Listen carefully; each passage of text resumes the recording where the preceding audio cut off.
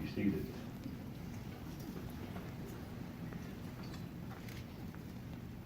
Well, we welcome everyone here to this very happy and joyous occasion.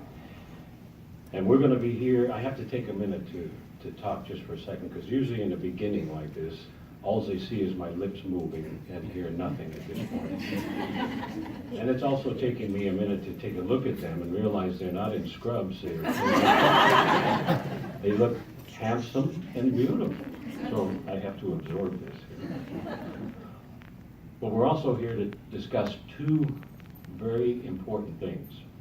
The first thing, we need to officially put to rest the question that has existed up at work for some time, and that is there something going on between you two? But we were assured that there's not. And you believe them, because look at their innocent faces. Wouldn't you believe them? So that's put to rest now. But the other thing we want to talk about is discuss one of the happiest days in your life. And what we want to discuss about this is how to take this happy day and turn it into a happy life. And to do that, for you to make this wedding day and turn it into a happy married life, there's three key things to keep in mind, and that's what we want to talk about. Accept the role that Jehovah has given you. Really care about each other's feelings, and work as a team. So let's talk about the three of those and see how they'll contribute not just to a happy day, but a happy life. The first one, accept the roles that Jehovah gave you. If you turn to Matthew 19 and verses 5 through 6.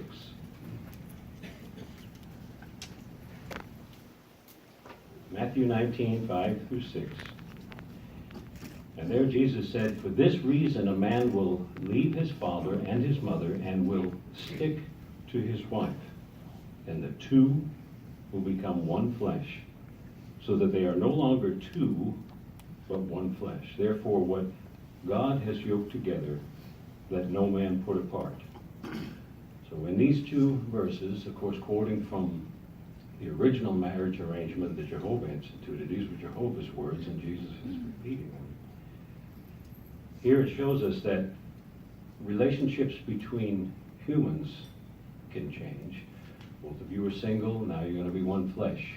You've had a relationship you've enjoyed and still enjoy with your parents and family, but those relationships are changing. Single is becoming married couple. The relationship with your family is changing. You still love them, but now you're starting your own family, your husband and wife.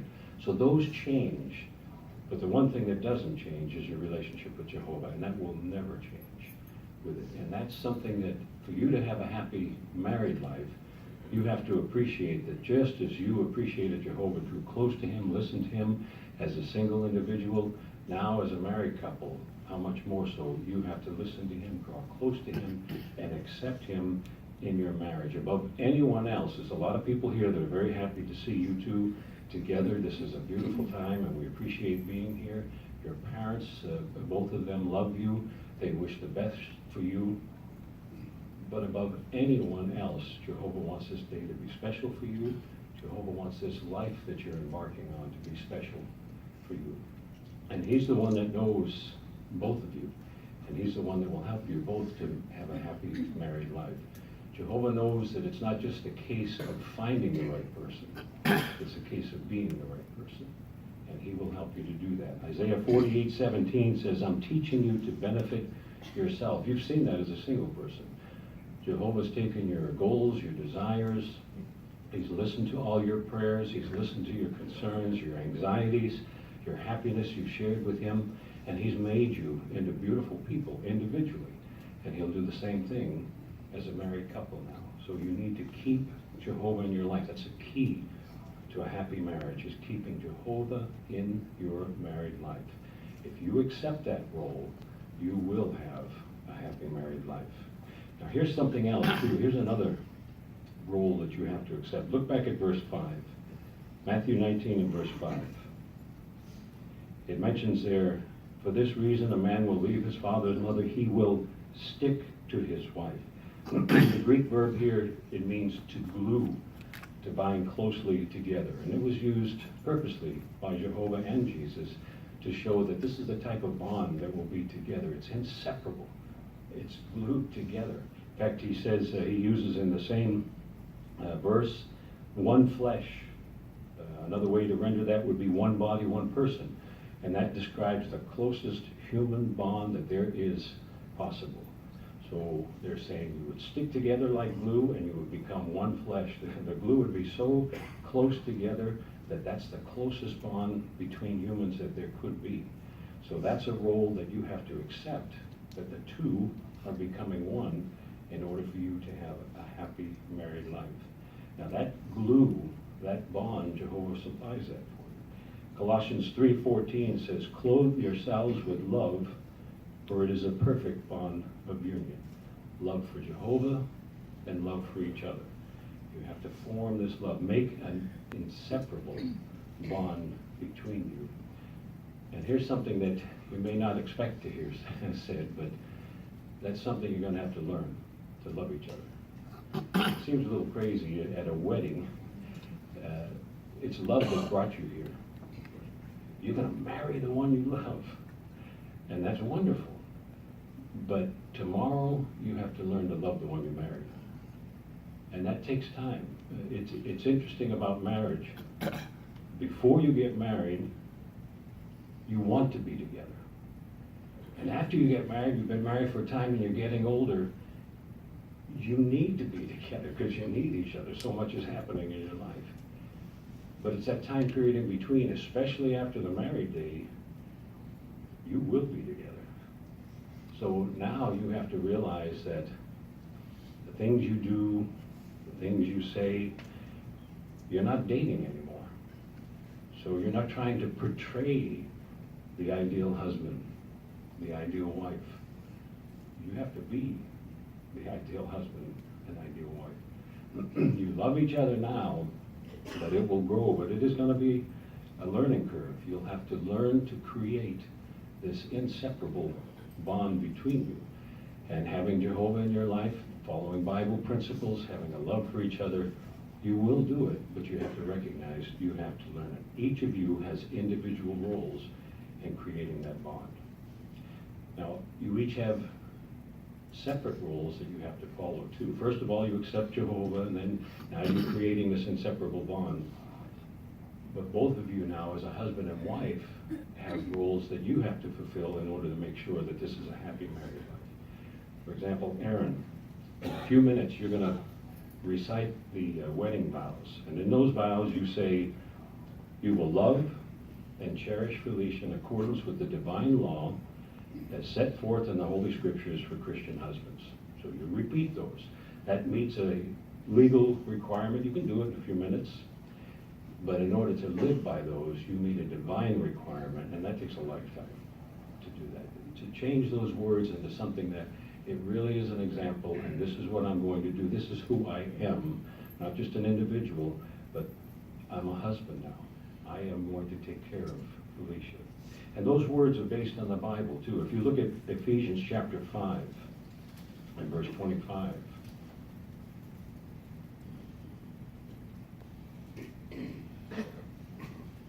it says, "Husbands, continue loving your wife, just as the Christ also loved the congregation. He gave himself up for it." So here you're to continue loving your wife. So it's the love that brought you to this day, and now after this day, you have to continue to do it, regardless of the circumstances that come up within your marriage. And you'll have many, many good and wonderful experiences. You'll have some challenges that come up. Sometimes between the both of you, you're both imperfect. Things will come up. You'll have to get used to each other. As a married couple, you've been together at work and in the department.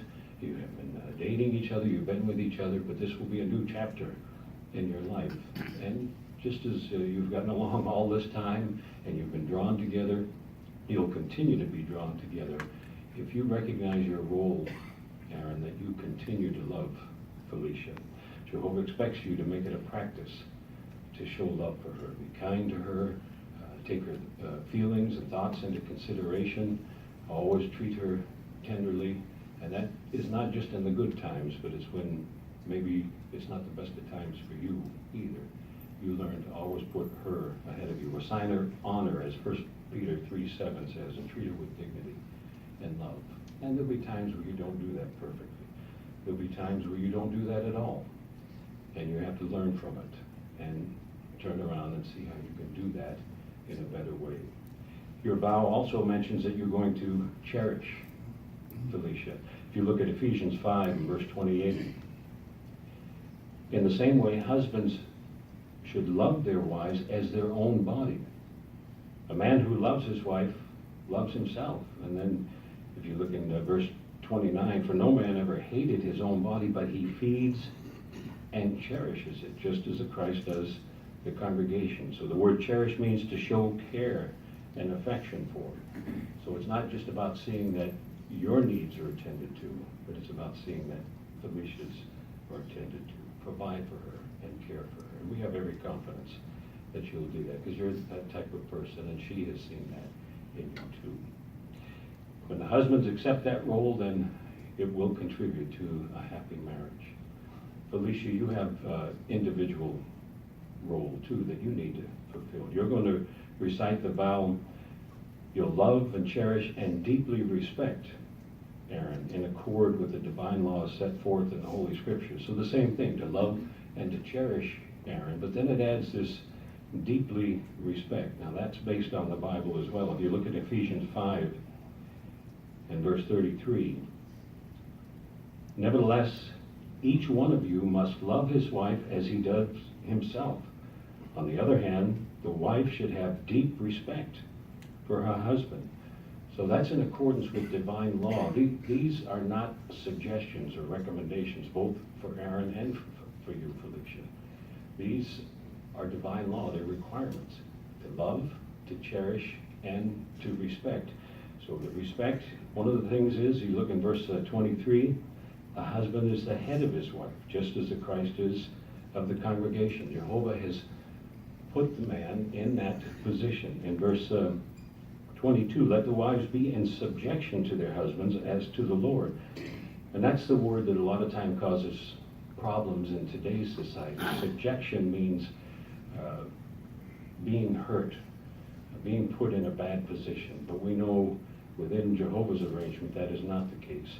Subjection is to yield to one's admonition or advice. You learn to support the decisions after you two have talked them out, after you have discussed them. Or maybe there's some times where something has to be decided quickly, but you learn to support him. You do what the first wife did to Adam. You're a complement. You make him complete. So you learn to support him, to understand him, to give your recommendations, to give your suggestions, to have the discussions. But when it comes time to making the decisions, you recognize that you would yield to one's admonition or advice. You help him fulfill his role. And we have every confidence that you'll do that. For years you have done that, and you've shown yourself a beautiful example in that, Felicia. And I have to say that you've done such a beautiful job, because you may not have grown up with brothers, but boy, you got a boatload of them when you came to our department up there. And if you can survive all of us up there, you're ready for Aaron. So you've done beautiful, and being one who is very intelligent, you always give your suggestions when asked, but you said a beautiful job of being loyal and theocratic and following the admonition that's given to us. So that's the first key in a happy marriage, is accepting those roles that are given to you in the marriage arrangement as a couple and individually within that marriage arrangement. The second way to find happiness is in Philippians. If you turn over just a few, Philippians 2, 3 and 4. It says, do nothing out of contentiousness or out of egotism, but with humility consider others superior to you. And then verse 4 says, as you look out not only for your own interest, but also the interest of others. So as a married couple now, you have to really care about the feelings and interest of others. And I mean really care about the interest and feelings of others. Because This will change now. It's not just dating over the phone or talking to each other and showing that you care for them and then going home and living your own lives, making your own decisions and thinking about your own feelings and what you're facing. It's going to change. You're going to come home to each other. You have to be able to discuss things with each other. And that's where all of us have a challenge, is when the words start coming out of the mouth. Because when the words come out of the mouth, what happens is we start paying attention to the words and we don't hear the feelings. We're listening to the words out of the mouth and not the feelings out of the heart. And that's where the problems are. When you have words that come out sometimes, if the word's upset, it's because the person's upset. If the word's hurt, it's because the person's hurt. And we have to learn that art of understanding when we're having this challenge, and it's off of words, we're getting sensitive and we're passing our words back on. We have to understand that behind those words there are feelings, and we have to really care about the feelings of others. Now here's a Bible principle that will help you to get past this problem. Again, all of us face this. It's Proverbs 12 and verse 18.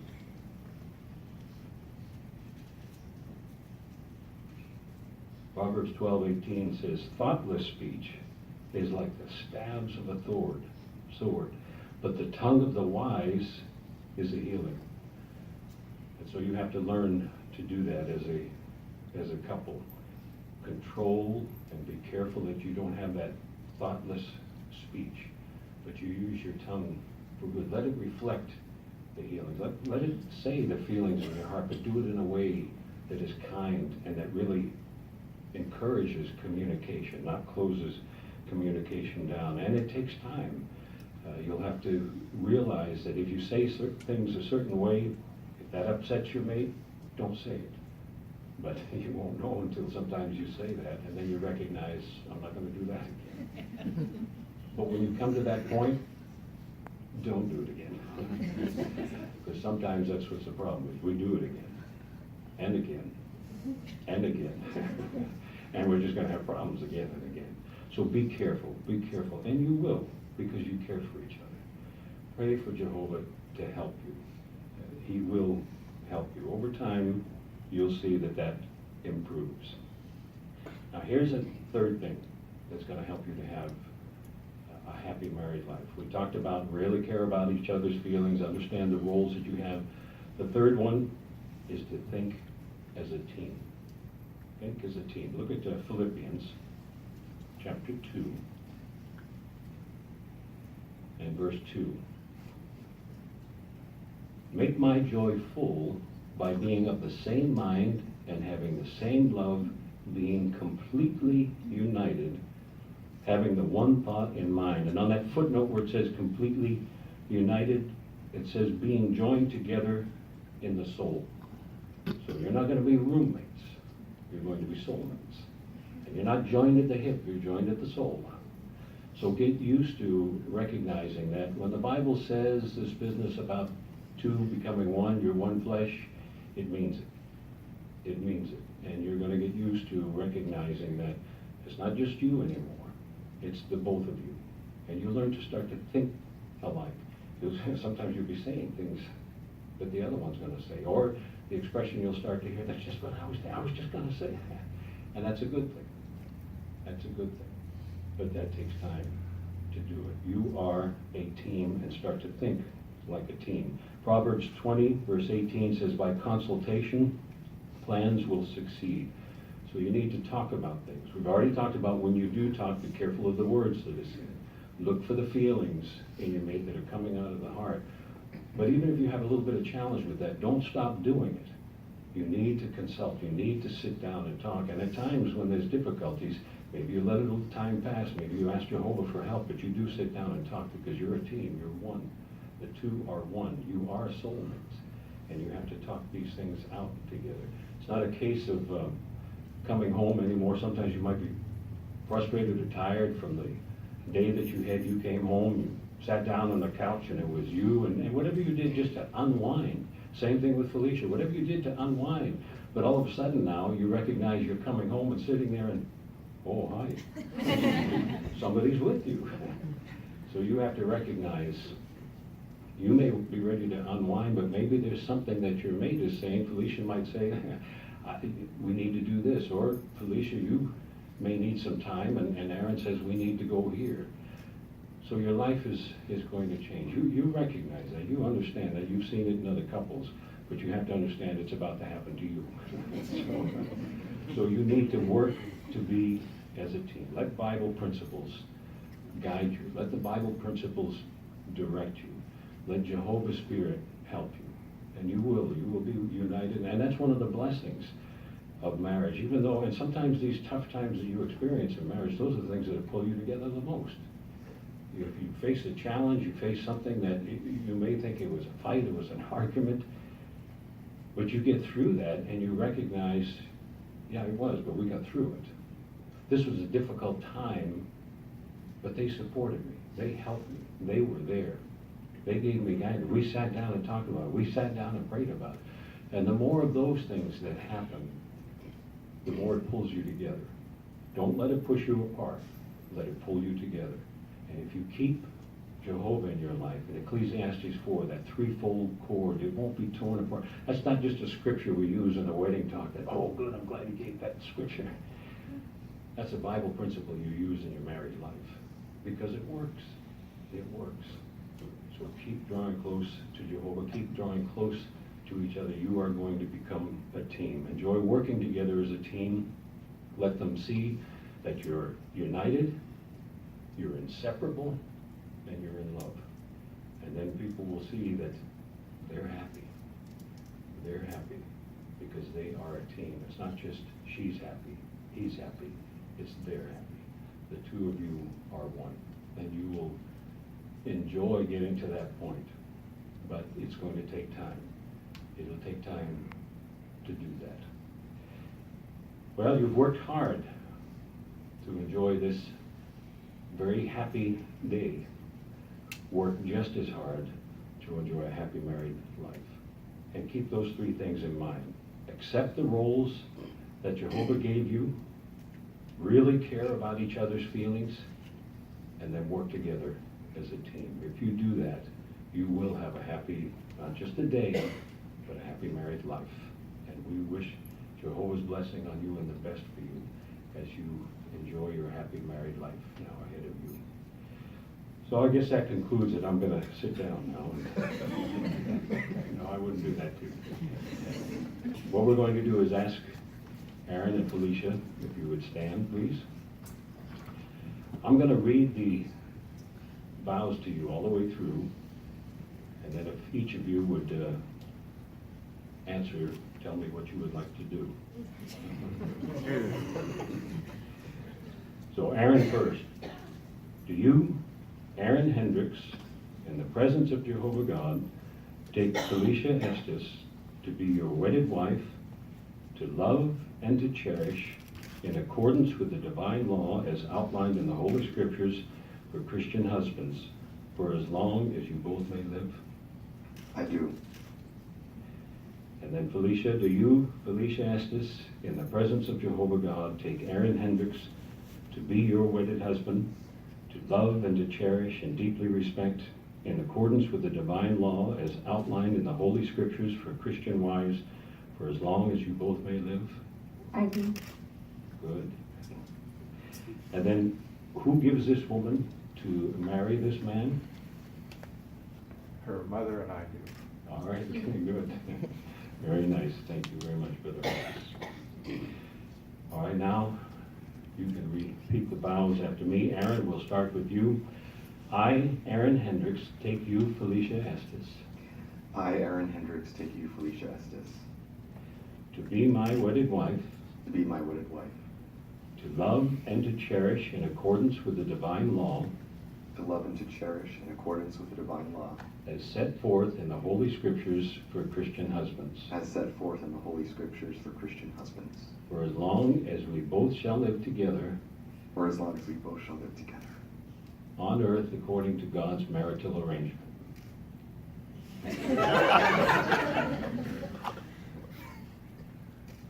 on earth according to God's marital arrangement. You're almost there. And then and Felicia. I, Felicia Estes, take you, Aaron Hendricks, I, Felicia Estes, take you, Aaron Hendricks, to be my wedded husband, to be my wedded husband, to love and to cherish and deeply respect in accordance with the divine law, to love and to cherish and deeply respect in accordance with the divine law, as set forth in the Holy Scriptures for Christian wives, as set forth in the Holy Scriptures for Christian wives, for as long as we both shall live together for as long as we both shall live together on earth according to God's marital arrangement. on earth according to God's marital arrangement. Now, if there's rings to be exchanged, and if Aaron has them,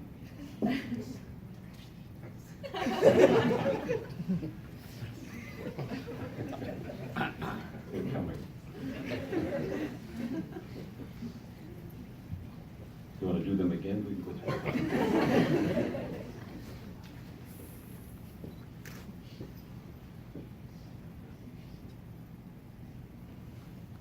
Okay, you may exchange the rings.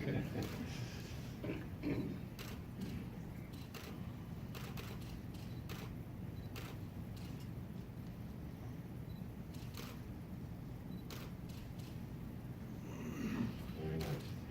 For as much as Aaron Hendricks and Felicia Estes have covenanted before Jehovah God to accept each other in wedlock, I, as an ordained minister and by the authority conferred upon me by the Holy Scriptures in the state of South Carolina, pronounce that they are husband and wife together. What God has yoked together, let no man put apart. It would be appropriate at this point to offer a prayer, and we're going to ask Brother John Hoffer to do this.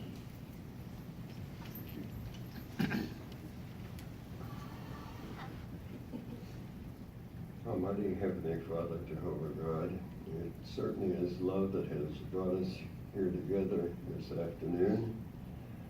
You love your people, you love your creation, and all of the friends, relatives that are serving you certainly exhibit love. And the love between Felicia and Aaron is quite evident today. And we appreciate that as time goes by, that love can deepen and be enriched, be even further appreciated. As we note as well, we often think of the role that you as our creator play in marriage. We appreciate the thought of being involved in our marriages, being the third party, if you will. And you're the one that we can turn to for direction and advice, for help when we need it, for encouragement, and certainly you've provided that means by your word, the Bible, by the Christian congregations that are so vital a part of our life. So we pray that this day might be cherished and remembered by Aaron and Felicia, and remembered with fondness as the days, months, and years go by, and that it might be appreciated and that love might continue to grow. We thank you that we've been able to be here and to enjoy this day. We look forward to the remainder of it.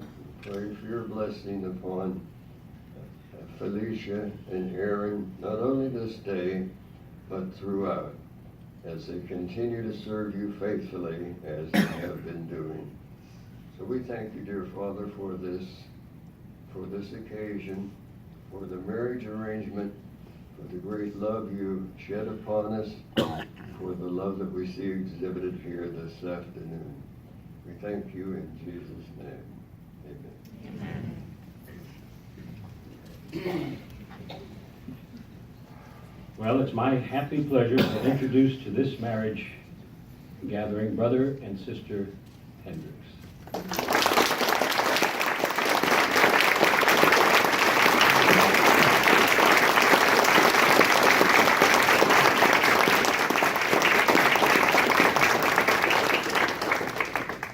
going to invite you to kiss the bride, but I guess now I can invite you to kiss your wife.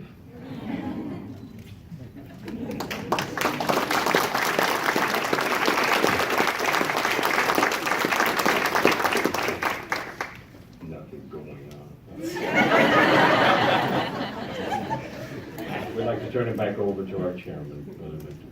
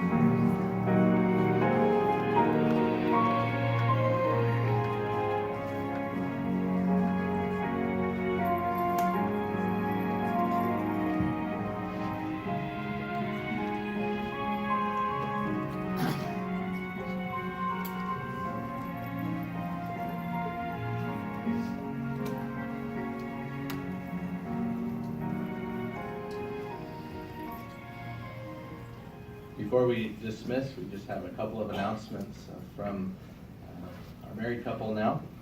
First of all, due to limited space at the reception hall, please note it is by invitation only. And if you need map or directions, these can be obtained from Brother Jim Hoffer. The reception for those who will be attending will begin and open at 4:30 p.m. And if you will be attending the reception, there will be no receiving line here or at the reception hall, but you are welcome to share your greetings and congratulations with Aaron and Felicia along with them at the reception. For those who will not be attending the reception and you would like to greet the bride and groom, you're welcome to head into the back room after a few minutes, to the back room closest to the lobby, and give them your best wishes there. And finally, the bride and groom have requested that there be no customs such as rice throwing or clinking of glasses either at the reception hall or here at this Kingdom Hall. So that will conclude our event, and we thank you all for coming.